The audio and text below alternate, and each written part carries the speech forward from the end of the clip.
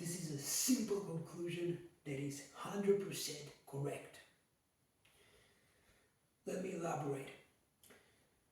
This video summarizes some of the key aspects presented in my report. Now, sexual harassment is a complex topic. This video only addresses the type of sexual harassment that includes inappropriate touching. That includes touching that can be considered sexual in nature, but also touching that is just inappropriate. For example, if you touch someone's hand, that is not exactly sexual harassment because, depending on the definition that is used, because no areas of the body that are associated with sex are touched. But nonetheless, it is still inappropriate touching. So this video also addresses that type of touching. So sexual harassment and inappropriate touching of any other kind. Now, why is there an audible reaction every time someone is sexually harassed or touched in an inappropriate manner? The answer is simple. This action is a crime, and even in the scenarios in which it is not considered a crime, it is immoral and it causes significant discomfort for the victims.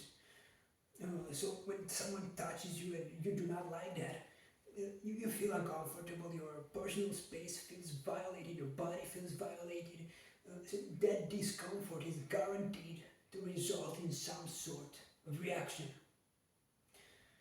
Now, that can happen during the sexual harassment, and in most cases, nearly all cases, that has to happen during the sexual harassment, during the act of sexual harassment.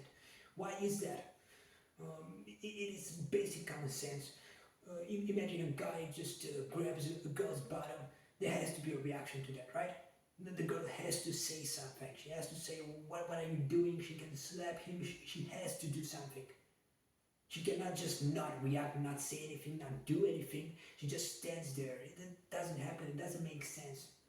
So when someone says, when someone makes an accusation of sexual harassment, and then she states, yes, but I did not react at all, that is inconsistent with her claims.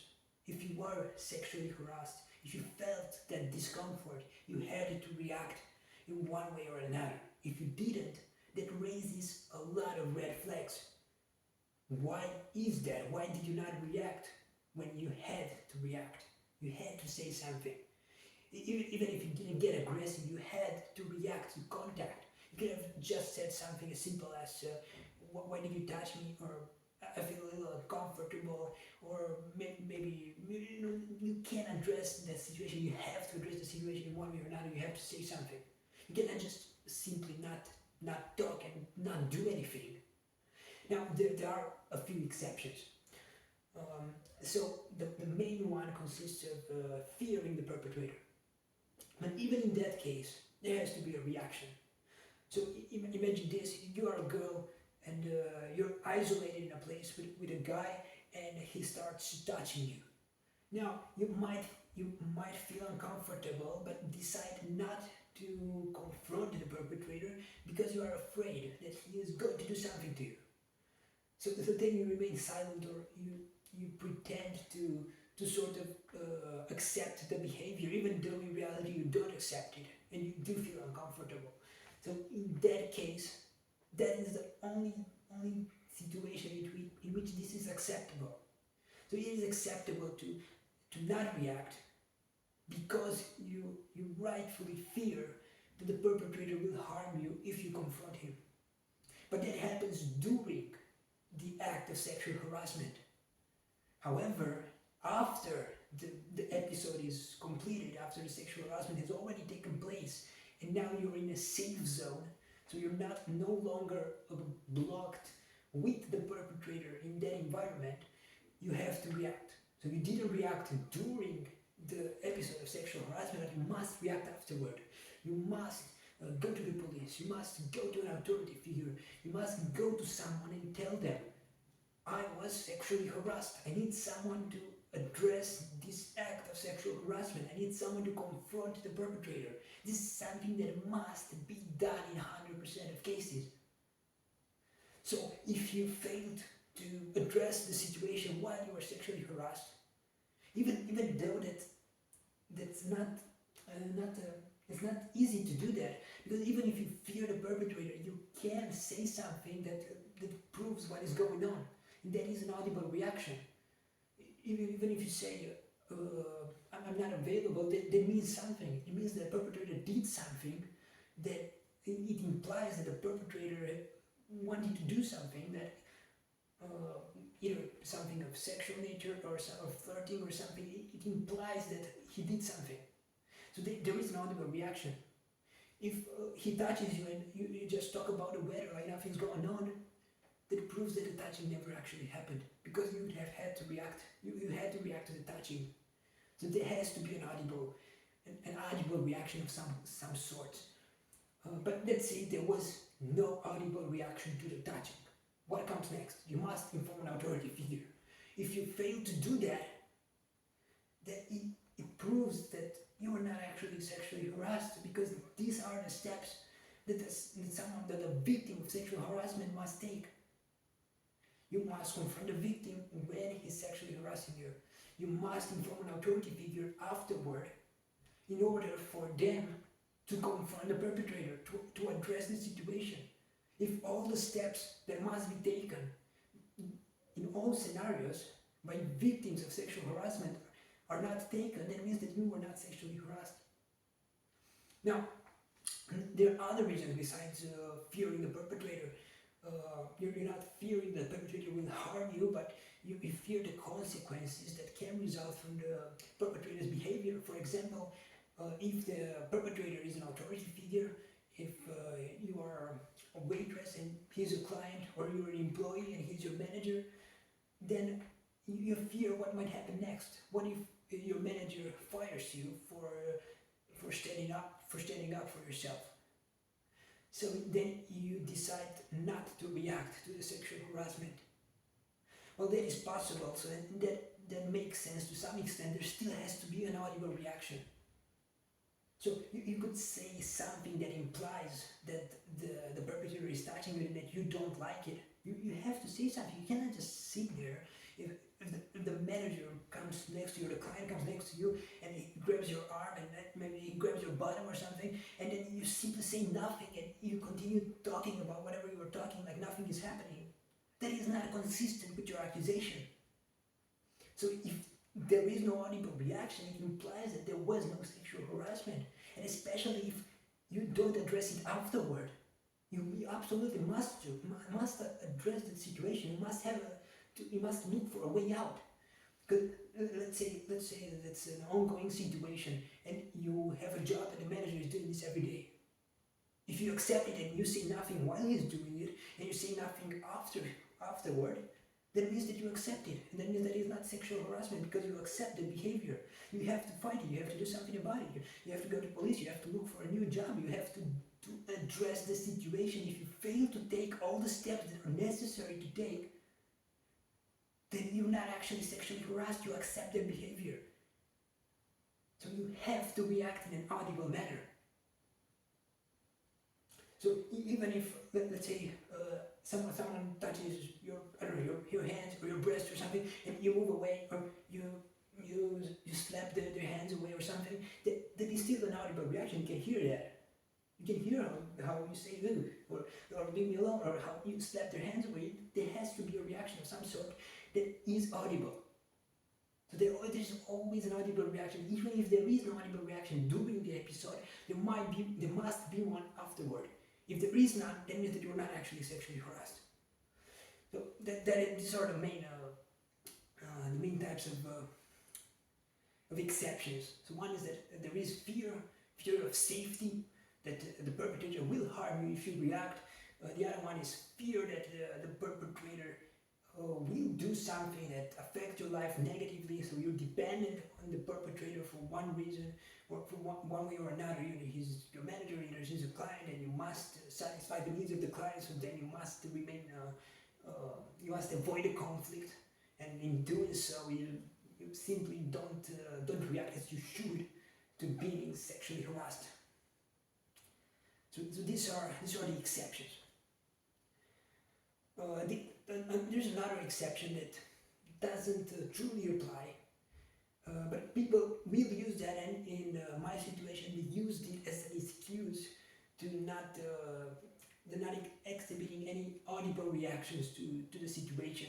So imagine you're in a place where people are supposed to be quiet. So if people are supposed to be quiet, it is self-explanatory that all audible reactions in all situations will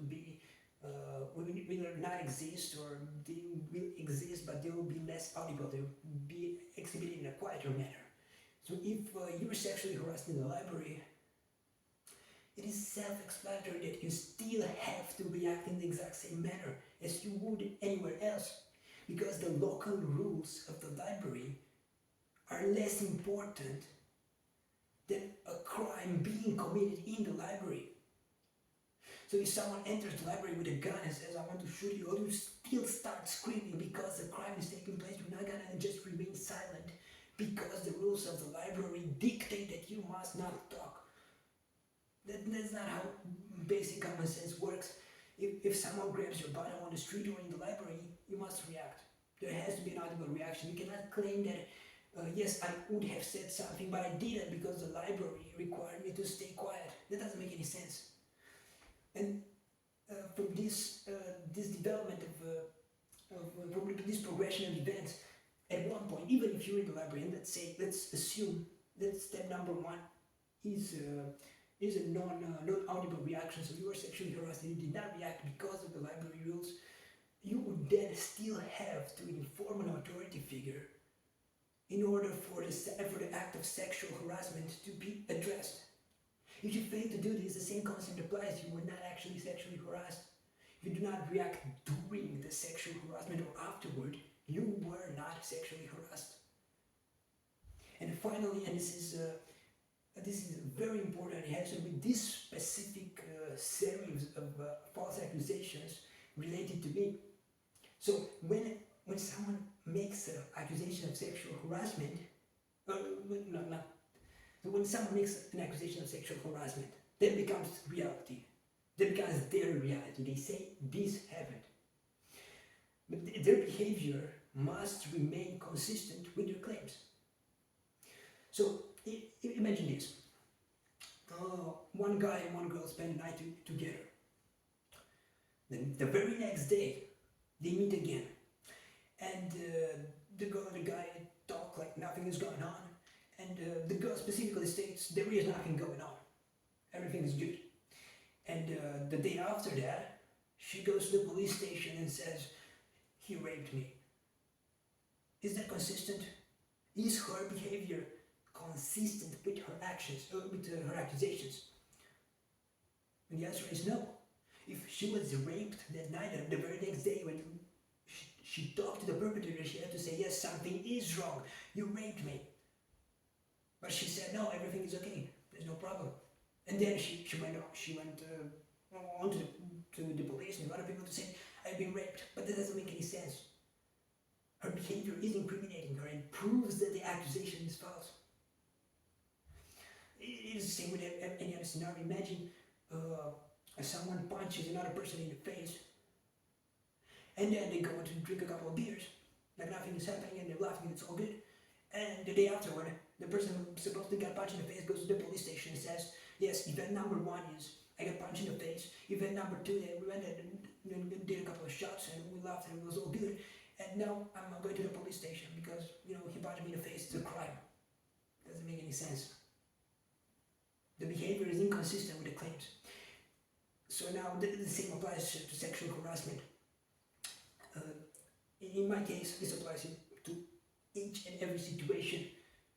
Someone says that I touched them inappropriately. So for the purpose of this video, when I say sexual harassment, I also include inappropriate touching that might not be considered sexual harassment. So this video again includes all types of inappropriate touching. So someone says Paul touched me inappropriately. So that they make this claim, then becomes their reality. And then they talk to me like nothing is happening, and they don't mention and don't do anything that suggests that they had been inappropriately touched. And then when I talk to them, they also do not mention their accusation, even in the context in which they absolutely have to, based on the progression of, based on the development of the conversation. And they specifically state, it's all good, nothing happened. And once they say that, that is the reality that they agree to. So if they went behind my back and said something else, they're guilty of aggravated defamation because they lied and they defamed me with that false information. And they confirmed that when talking to me. There is no reason not to mention an accusation to me, but mention it behind my back. Again, the perpetrator has to be confronted about the act of sexual harassment or inappropriate touching. This is basic common sense. And on top of that, in my specific case, in 100% of cases, there is no audible reaction. Once again, there always has to be an audible reaction. There never is any. In 100% of cases, when people stated that I touched them, they did not react. That is not possible. You cannot be touched and then simply not react to being inappropriately touched. You must say something. And in my specific case, this can be proven. Since the context of this phenomenon, it has been proven that daily people make up false stories about me and commit criminal aggravated defamation against me on a global stage. I was forced to record to record all the time spent in proximity to people. So that I have the evidence. I have the evidence of existing in proximity to others at the exact time when they claimed that they were sexually harassed or inappropriately touched.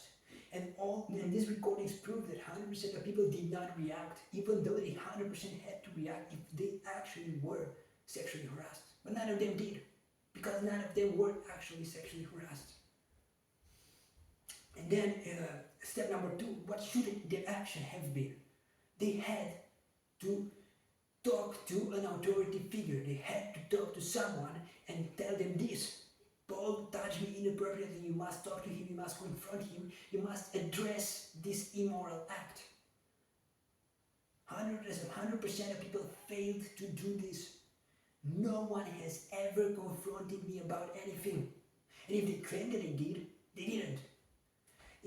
Again, this phenomenon comprises of conspiracy-like actions. So there is a good chance that some people claimed to have talked to me and confronted me about it, but if they did, they lied for the one objective of making the situation more complex and incriminating me in the process, because that was convenient to everybody. And I have the recordings that prove this. If a conversation took place, if someone addressed the situation, there is an audible reaction. And my recordings would prove that the conversation took place. But my recordings prove that that conversation never took place. Because no one has ever confronted me about anything. That is extremely simple, and it proves that all people lied. Their behavior is inconsistent with their accusations to the extent that their accusations must be considered false and they must be considered guilty of criminal aggravated defamation. This is very simple, and on top of that, there's another crucial factor. So it is proven that their stories are false, but why did they make up those stories? And here the key incentive that conditions people to exhibit this criminal behavior comes into play. There is a viral group, millions of people are part of that group, millions of people have access to that group, a social media group, in which 100% of people who post accusations of sexual harassment against me get rewarded. And they get rewarded with fame and potentially with money and career opportunities. All these things represent rewards that these people would never ever get in their life in any other scenario. But if they post sexual harassment accusation against me, they are rewarded with these things. And they look at the history of this phenomenon and they see that 100% of people who made accusations of sexual harassment or inappropriate touching against me got rewarded. So then what is 100% expected to happen keeps repeating. These people are conditioned to engage in that criminal behavior for the expected reward. Because everybody else who did it in the past got rewarded and experienced no negative consequences. That has to do with the fact that the government functionally legalized these crimes against me through a series of actions that comprise extreme corruption and incompetence. But it's related to this situation, but it's part of another topic. But that is what is happening. Society has been conditioned to exhibit that criminal behavior, and it has been conditioned collectively. Everybody is part of this phenomenon. Everybody finds it beneficial for them to exhibit that criminal behavior.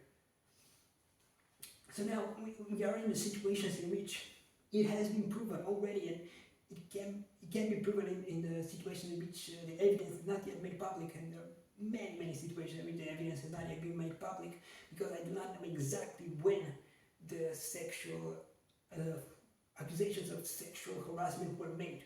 If I knew that, I would have already posted the relevant aspects of my recordings, and I would have already proven that all accusations are false. So that being said, it makes sense based on common sense and the available evidence that I'm 100% correct about this. And once I'm informed, once I'm confronted about the accusations, I have a long list of recordings that I will post and prove that 100% of people lied about everything. And I've already done this to some extent. With every recording that I post, it is proven that everybody lied. This is reality, and it's very simple. So now, we have a situation in which it is clear why people exhibit this criminal behavior. It has been proven that they 100% lied about everything.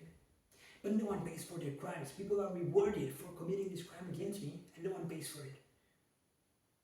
This is reality. So the next actions that must be taken consist of two clear steps.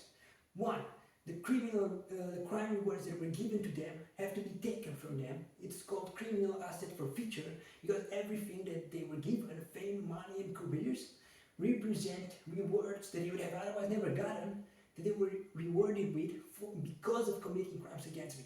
And step number two, they have to pay for their crimes. It is that simple. This is reality. Now, so I recapitulated the points stated in my report. So one is the fact, again, the main topic of this video: sexual harassment equals audible reaction. No audible reaction, no sexual harassment. That's the easiest way that I can say it. It can be proven with 100% accuracy that 100% of people lied. That is it. Again, the specific scenarios when people might not react to sexual harassment, such as fear, such as the perpetrator being someone that is considered an authority figure in relation to the victim, or the environments in which people must remain silent or quiet. These are the exceptions, but most of them do not apply to me. There are very few reasons to argue that I could have represented a danger to others, and even if someone does argue in favor of that, again, people had to react after they were supposedly harassed anyway, and they didn't, because no one was ever harassed. No one was ever inappropriately touched in any way. In terms of being an authority figure, I've never been part of a community where I represented an authority figure in relation to these victims. And the third point, with the environments in which people are supposed to remain quiet, once again, doesn't make sense. That is not an excuse. If you were harassed, you had to react. If you didn't, you accepted that you weren't harassed, or that harassment was not actually harassment. And then if you posted that information on the internet anyway, and it was used in any way, shape, or form to argue that I would engage in sexual harassment, you are guilty of criminal aggravated defamation. That is reality. There's another point to this segment of this video. People try to shift from audible stories to visual stories because I was recording everything. So that means that people are likely to make up non-existent apologies or reactions to supposedly being sexually harassed that are visual and not audible. That could include moving one's lips in order to say, for example, someone gets harassed and then they pretend they have apologized, but without actually speaking, just by moving my lips.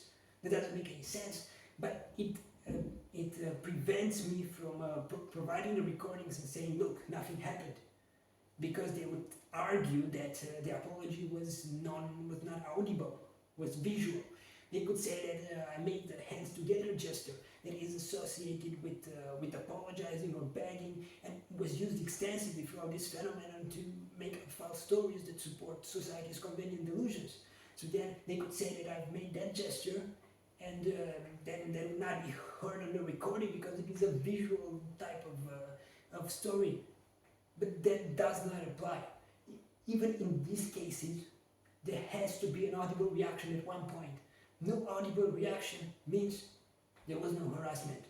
And that means that no one had any reason to post anything about me. So again, the reality stays the same. 100% of people who claimed to have been touched were not actually touched in any way. That is reality. And their behavior, their follow-up reactions, everything incriminates them. And it proves that their behavior is 100% inconsistent with their claims. So that's point number one. And point number two, it proves that they only lied about this information for the expected reward or other psychopathic reasons depending on each and every situation. But these are things that can be proven to the greatest possible extent. So that is reality at the end of the day. 100% of people who claimed that have been touched inappropriately lied. I never touched anyone in an inappropriate manner. This is reality. And it doesn't change if society makes up more false stories in which they pretend that I engaged in this behavior pattern that I never exhibited. And again, the more stories you make up, the more my point gets proven, because I continue to record everything and you continue to behave in a manner that doesn't support your claims. So your behavior is not consistent with your claims to the extent that it can be proven to the greatest possible extent that your claims are false. That no one in your position will react that way. And the causative element is not something actually happening, but the expected reward that is always paid out.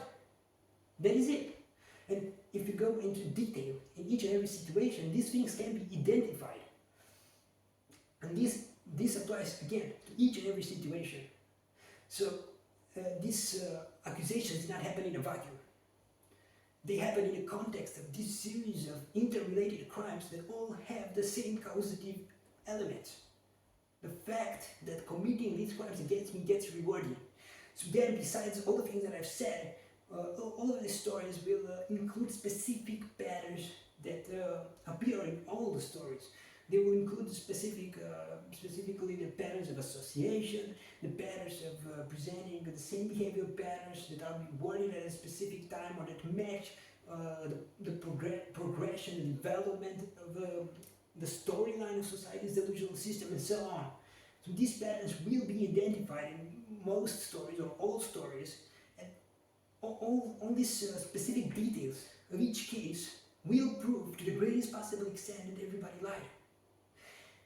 And moreover, especially with the pattern of association, they will make up false stories that specifically prove, that specifically support false stories that were made up in the past. So when these false stories that were made up in the past are proven to be false, their stories also get proven to be false. And imagine this, imagine 100 girls make up false stories pretending that I sexually harassed them. And then I proved that 50 girls consecutively lied about everything with 100% accuracy.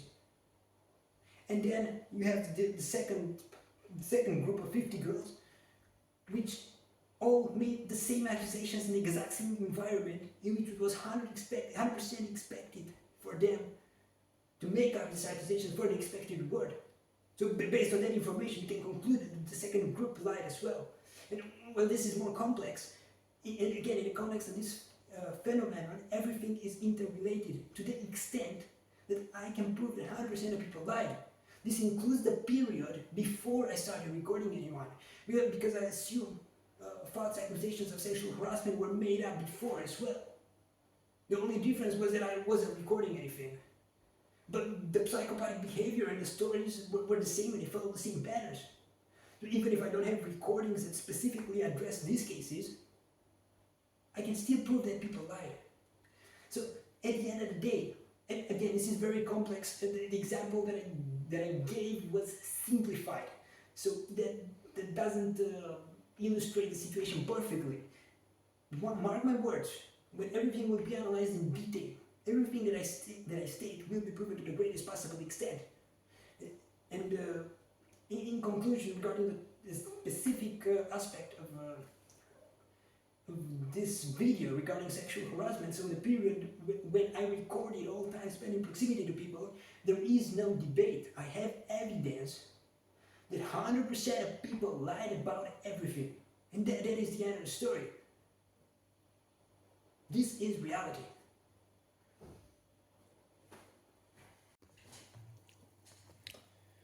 Moreover, it is crucial to expose society's disinformation on the topic. So how will society try to argue that these false accusations of sexual harassment would be true in the context in which the evidence is provided, so definitive evidence is provided that the stories are false? This is what I've just explained in the previous part of this video. So the first action that society is expected to conduct is to censor the definitive evidence, and this has happened in the past. So every time I provided recordings that proved definitively that something is false, society tries to censor it, to censor these recordings. And often that was successful because this is what everybody wanted. So this disinformation campaign is mostly driven by society's ego. Society does not want to admit to its crimes and to its irreparable injustices. So everything is filtered, all information is filtered through society's disinformation campaign, including, obviously, all the evidence that proves that society committed crimes against me. So the first option is to censor the recordings, and that is expected. Society rationalizes that by claiming that providing audio recordings violates other people's privacy. However, privacy comes second when the recording proves that crimes punishable by prison were committed. However, that is rejected. So society claims that the crimes were not committed, and when the evidence is provided that that proves that the crimes were committed, society censors it, censors the recordings using the pretext of privacy. Okay, so the hypocrisy behind that doesn't require any further explanation because it is obvious. So the point number 2, society argues that the background noise covers the incriminating aspects of the false stories. So, for example, someone might claim that someone might make the following claim: Paul harassed me and he apologized, but none of that can be heard because the background noise was just too loud. And that can be exposed. So in order for the background noise to be loud enough to truly cover all these things, all these incriminating elements in the scenario in which they actually happen, I would have to be somewhere in some sort of nightclub or somewhere where the noise would just be that loud. That basically never happens. And so even if there is a relatively loud background noise, there are ways to isolate the voices of people. So there is specific software that was made up for that purpose. So unless the noise was extreme, the voices of people can be isolated, and then what exactly was said in a conversation can be identified. So it can be proven. So if I would have actually apologized for something, that would be there. But I haven't been to any nightclubs, so irrespective of how loud the noise was, my recordings still prove the truth. And if the conversations are not audible as they are, they can software can be applied to them, and they can be so not the recordings, but the specific aspects of the voices, my voice and the voice of the other relevant people can be isolated, and then the truth can be proven. So recordings don't lie. Exactly what was said will be exactly what will be presented in the recordings. And I guarantee it, and I say to you right now, there won't be any apologies, there won't be any accusations of sexual harassment or inappropriate touching or anything related to these topics. So 100% of people lie. So this is how I'm exposing the second disinformation tool of society on this topic. The third point would be the replacing of the context with that of society's delusional system. And this can be done in multiple manners. Basically, all disinformation tools available and all suitable logical fallacies, depending on the situation, will be used to get back to society's delusional, convenient delusions. So that will 100% happen. It happened continuously with 100% accuracy from day one. So day one was 2017. So since then, every day, this is exactly what society did. It produced ever more disinformation to get back to its convenient delusions. And that disinformation was accelerated every time I provided evidence. So this is expected to happen, especially when I provide evidence. So one of the aspects of this disinformation consists of the fact that multiple people support the same false stories. So, for example, and this is expected to be relatively common in the context of this phenomenon, I go to a community and I simply exist. I don't touch anyone in any way, so literally in any way. So I'm not talking about inappropriate touching, I simply don't touch people. So that's a fact. So I just exist in the community, and then 3 or 4 people pretend to have witnessed non-existent sexual harassment. So this is exactly what happens. So they pretend that, yes, Paul touched that person. Well, all of them are 100% aware that I didn't touch anyone. So that's the kind of conspiracy-like action that tends to happen regularly in the context of this phenomenon. So how is that exposed?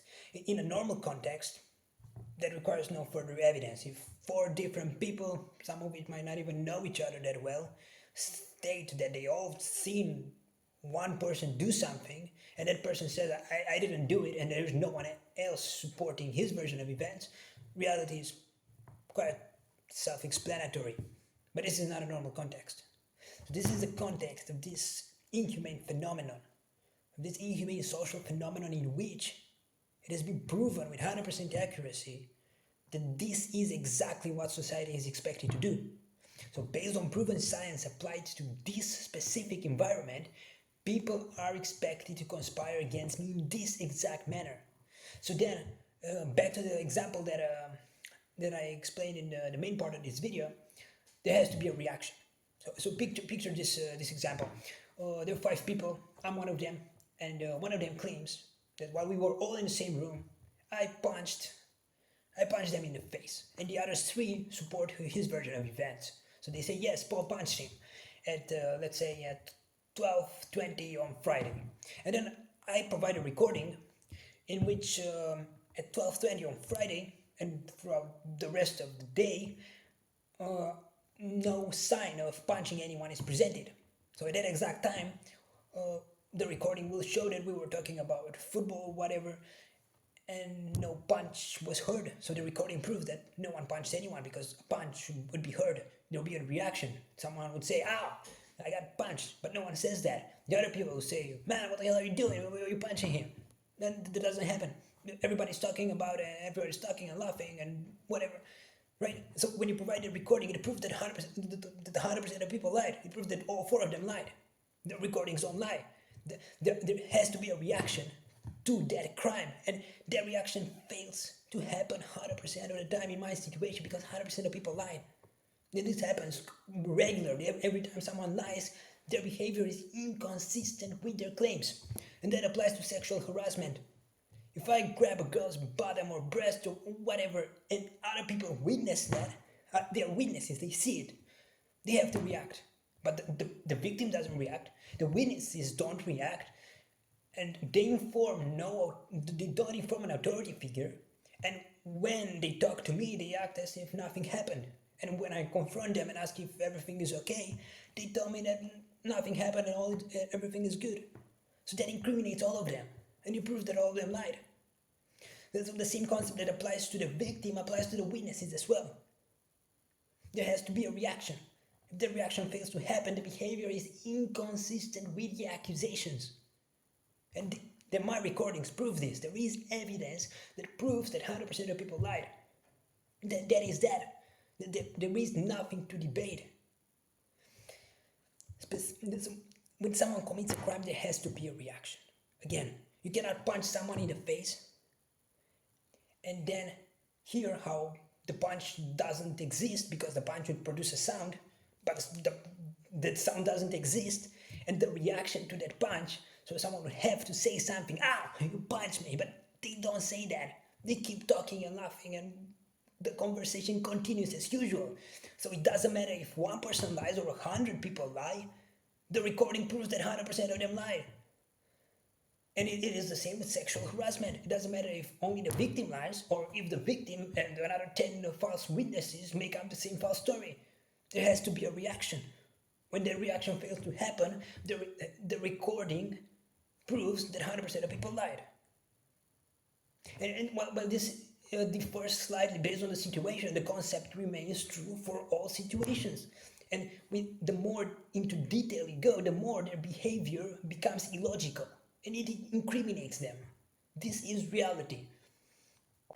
So finally, there are two more points regarding society's disinformation that has the objective of rejecting the truth and rejecting definitive evidence and replacing all of that with its convenient delusions.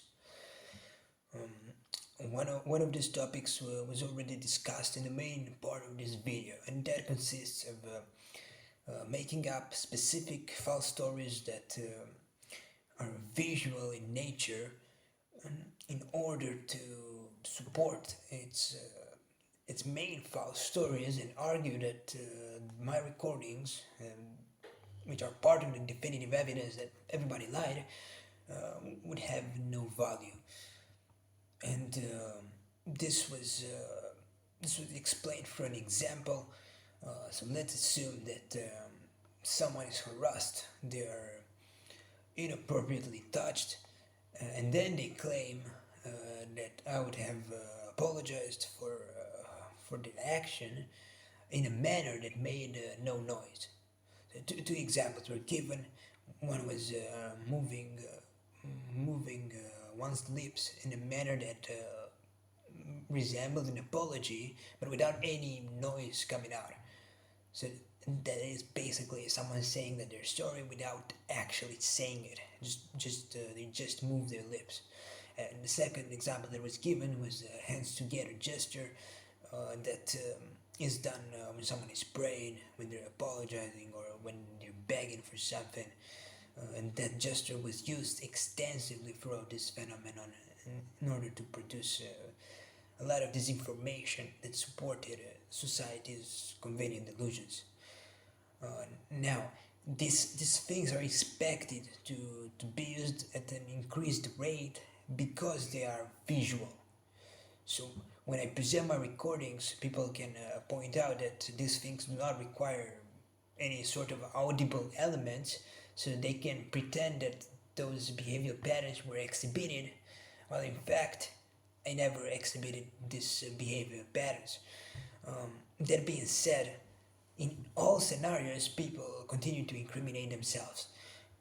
In the example given, so let's assume that a girl claims that she was harassed, and then the apology was non-verbal. It made It made no noise, there were no audible elements, and irrespective of how she made it up, let's say that is the case.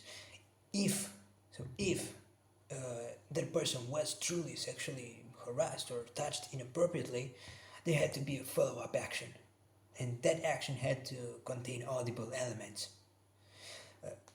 And that is simple.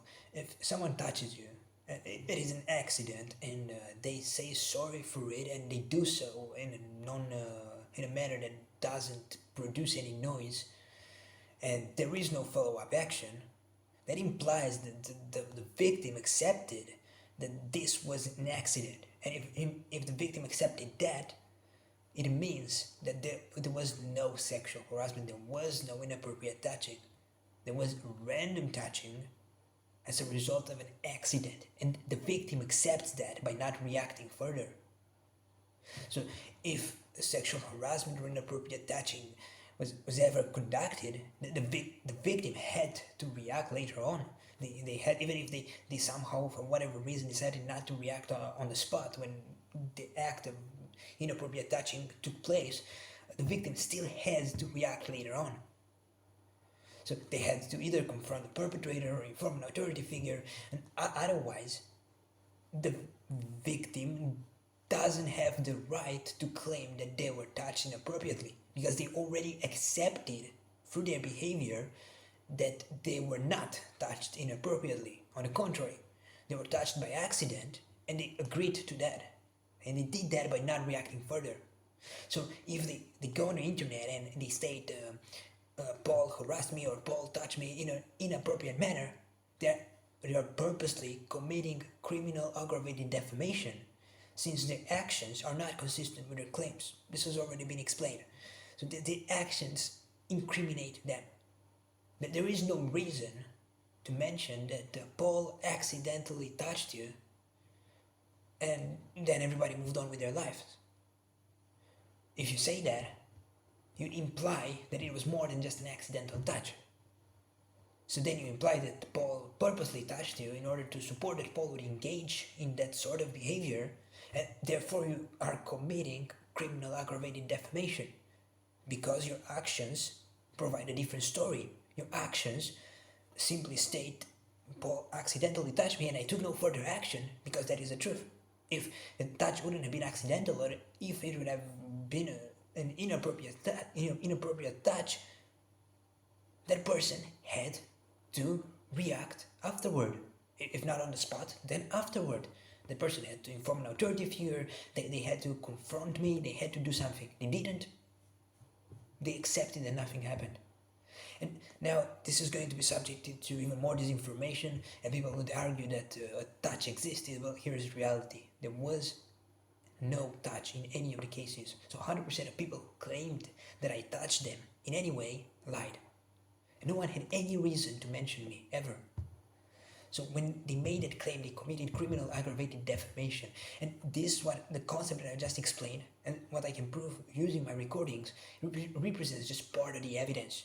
When each and every situation is considered in the real context in which everything happened, everything will continue to prove my point and prove that the respective people lied in a psychopathic manner, and so did everyone who supported those false stories.